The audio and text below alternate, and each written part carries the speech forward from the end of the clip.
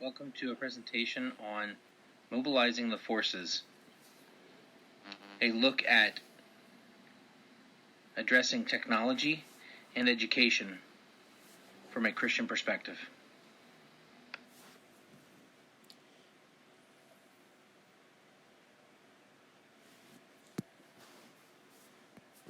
When one thinks about the use of technology in the classroom, in a school,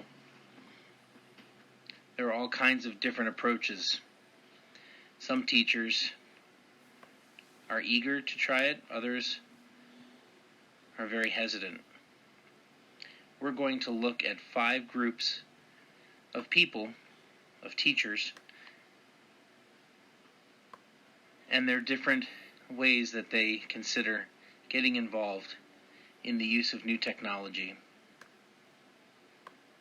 Our first group are called the innovators. This is a group of teachers who are open to new ideas. They are eager to try new things. They're willing to push forward and try stuff that might be risky. They're willing to be daring and follow their administrator. They're often just a small handful of people that are involved.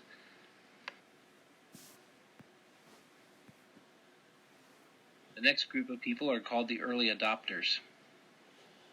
This is a larger group of teachers who frequently are willing to go along with changes.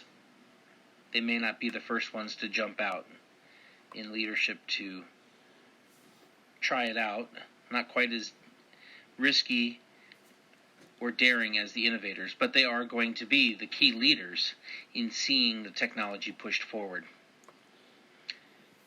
The early adopters are also people who are looked up to by others in the teaching staff. They are going to be the ones that set the example by giving routine new ideas, by helping others. The third group of people are called the early majority adopters. And these people are a large portion of your teaching team, and they will think before they act. They are not going to just jump out and try something without processing it. They will be people who adopt new ideas, but they will not lead those ideas. They will follow others. The next group of adopters are called the late majority. This is another large group of teachers, and they are going to be late in accepting ideas. Very hesitant. They definitely are thinking before they accept the idea. They do not lead the movement towards using new technology, and they are going to require safety as they move forward using that technology. Our last group are called the laggards, and these teachers are going to have no leadership opinion on moving forward with technology. They can be people who are agents of change, but they will be very hesitant to get involved, and they must be certain about moving forward and their involvement. They will stand alone in their position, and they will be only few who are hesitant to get involved. One can look to the Bible and to the leadership of Jesus Christ to see how each of these types of people were handled by him and motivated to implement and lead new ideas, a new mission, and his vision. If we think about innovators, a key example that comes to mind is John the Baptist. John the Baptist paved the way for Jesus' ministry, and he was an outspoken leader promoting Jesus' vision and mission in advance of his coming. He had a special connection to Jesus' vision, and he had his own unique way of communicating that mission that Jesus had. He was certainly not your normal leader. Rather, he was the eccentric leader in his own way, sharing the vision. He was passionate and he was devout, and he was a catalyst, drawing in both ways, drawing people to Christ and setting a line in the sand that also propelled people away from Jesus.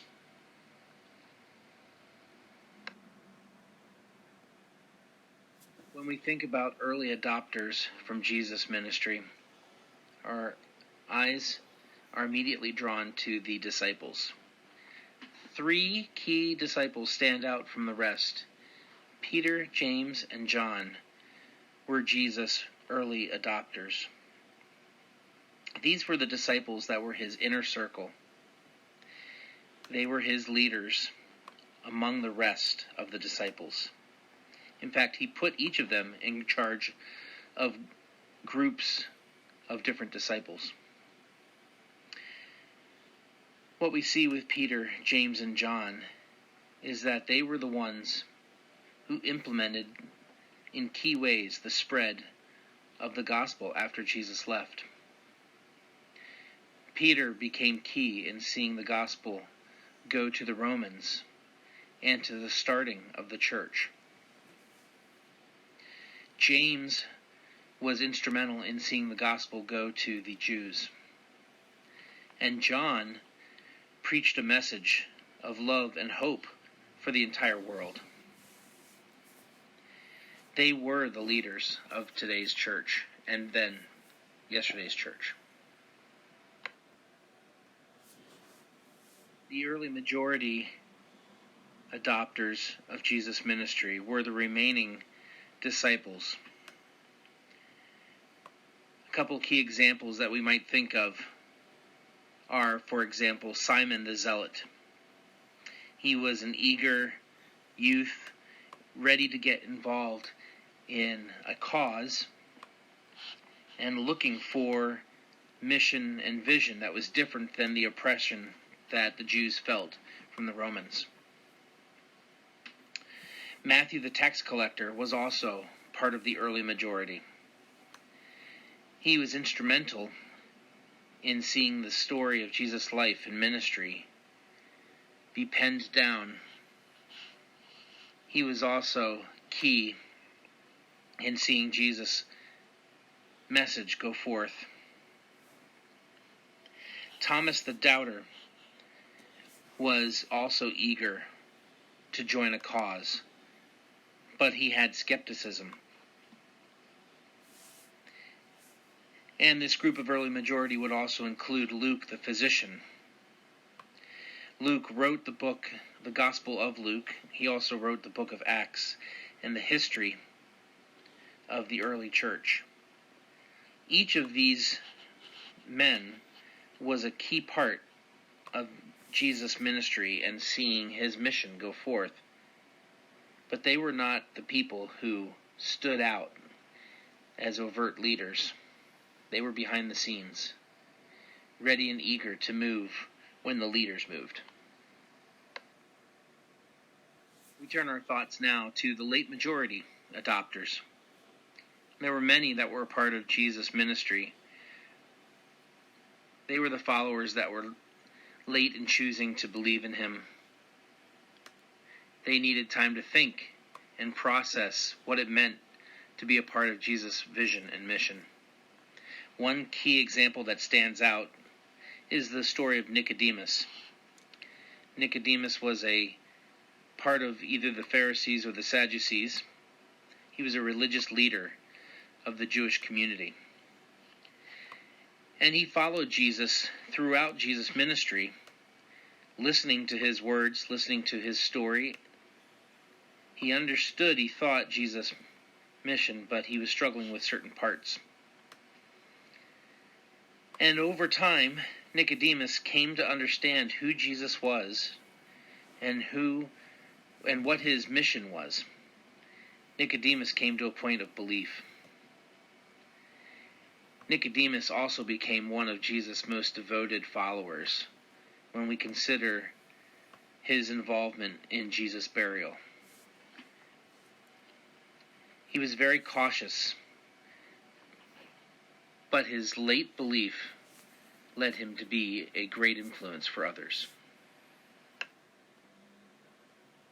We come now to the last group, called the laggards. These are the leaders least likely to get involved in moving forward. They process for a long time, and it seems hard to do this, but the Apostle Paul could be considered a laggard in respect to his implementation of Jesus' mission. Indeed, Paul was alive during Jesus' ministry. Paul followed, no doubt, Jesus as he moved about in the end of his ministry days. And Paul chose to be a part of persecuting those who believed in Jesus. After Jesus' death and resurrection, Paul moved through persecuting Jewish converts. And it took a miraculous personal visit from Jesus in heaven on the road to change Paul's perspective. He was blinded as Jesus spoke to him, but his heart was changed, and inside his eyes were opened.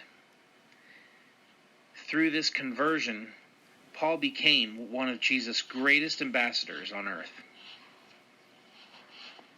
We think about how long it took for Paul to change his mind and his heart about who Jesus was and about his mission. But there is no such thing as too late when it comes to pursuing a vision and mission of your leader. And Paul became a valuable asset. So we see from Jesus' example that he needed all kinds of leaders to buy into his vision and mission. Leaders in technology can learn from how Jesus handled each of those kinds of leaders. Each leader played a unique role for Jesus in his ministry. Some were more important leaders, others were behind-the-scenes leaders. Some of those greatest leaders of Jesus were eager innovators early on, and some of his most devoted followers were laggards. But Jesus used all of them. Ultimately, the movement of the system and the team to embrace technology falls on the shoulders of the administration. What can administrators do to move their team? A key step is to promote collaboration amongst the educators.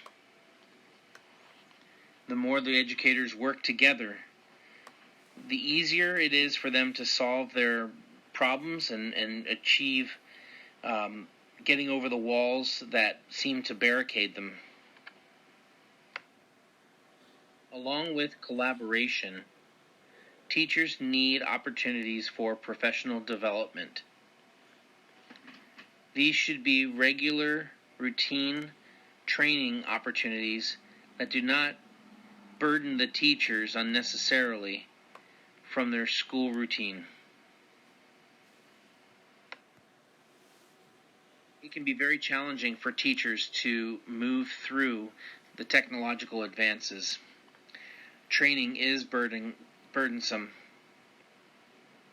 and administrators would do well to find time to celebrate those teachers who achieve certain milestones, teachers who reach certain advances in their training. A big deal can be made as those teachers reach those points, and those can be motivational for other teachers who have not gotten to that point yet. Ultimately, what works very well with teachers is keeping them focused on the primary goal. Every teacher has a passion for reaching the students in their class, and reminding those teachers that the students are the ultimate goal and their education and learning experience is the ultimate goal, can be very motivational. Keep that at the forefront of the idea and the concept of training on technology, and you will see amazing advances in your team across all the 5 areas of adopters. Thank you for joining me as we look at the team and moving into a new technological world from a biblical perspective.